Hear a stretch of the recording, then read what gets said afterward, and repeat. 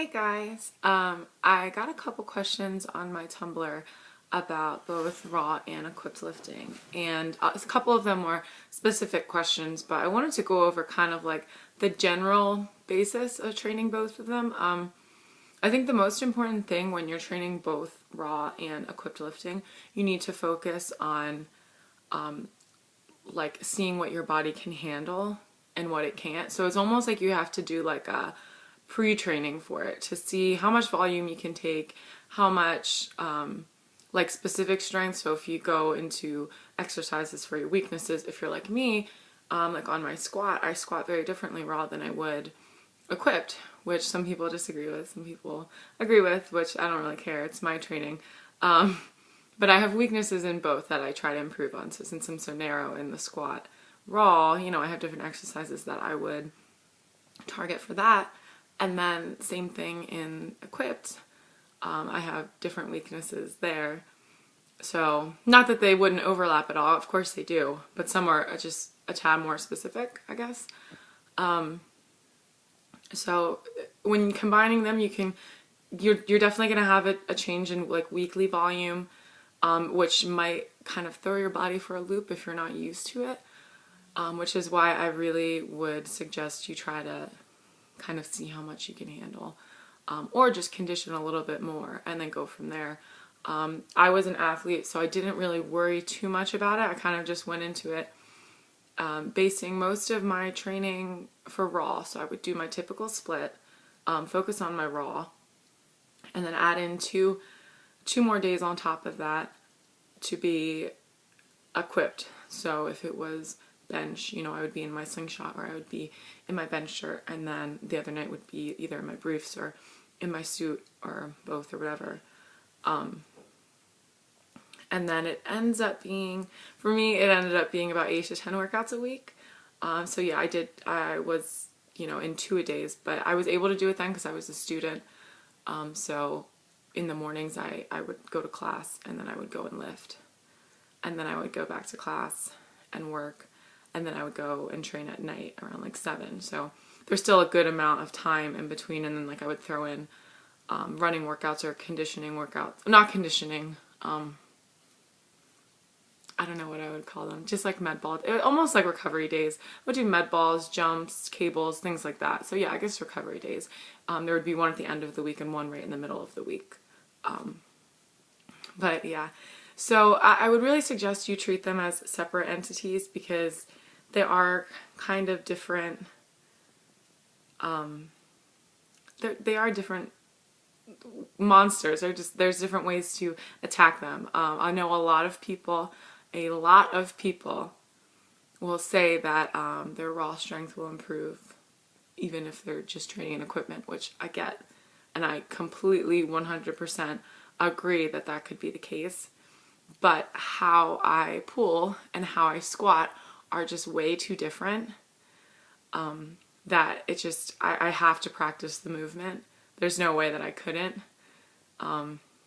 Luckily, my conventional deadlift is kind of a byproduct of squatting, so I don't have to train it as much, but I still like to because I like to hold on to heavier weight.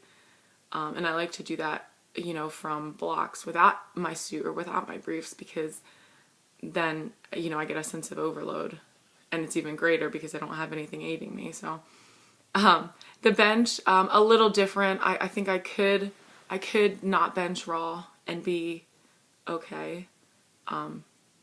I just wouldn't see as great of a strength gain as I would like to. So like I said, I kind of go the other way. I would train more raw, and because I'm very confident in my abilities in my equipment. And if I got a new suit or I got a new shirt, then I would probably take another day. I would move things around just so I could learn it.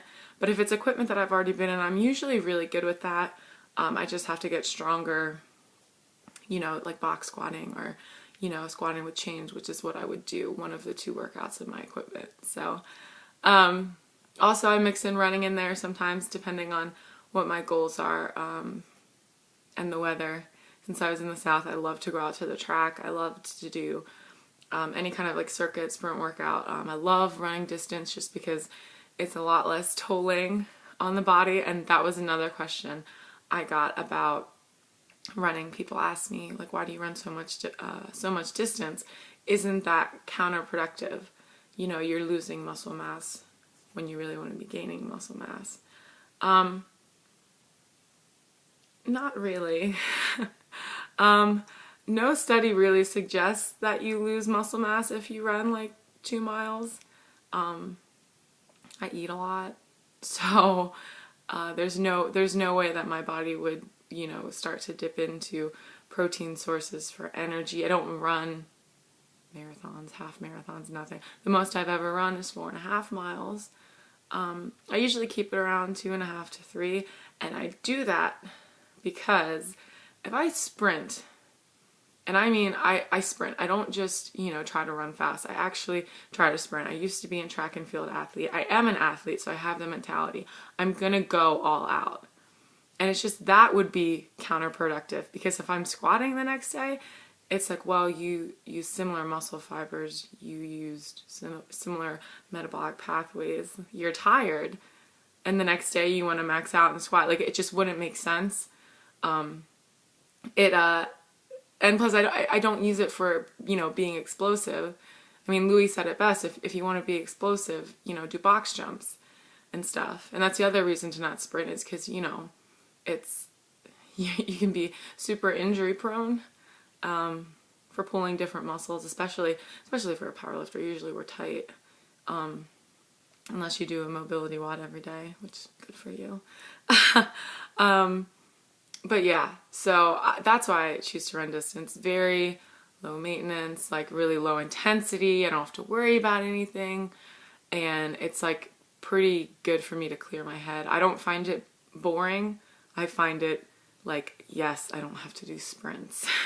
I'm almost, you know, more inclined to do that because I can just run. I don't get bored. Usually I have a running buddy, so I'll run with her, or if I go on a treadmill, they have like TVs and stuff, and I'll watch TV or something. So I would choose that over sprinting.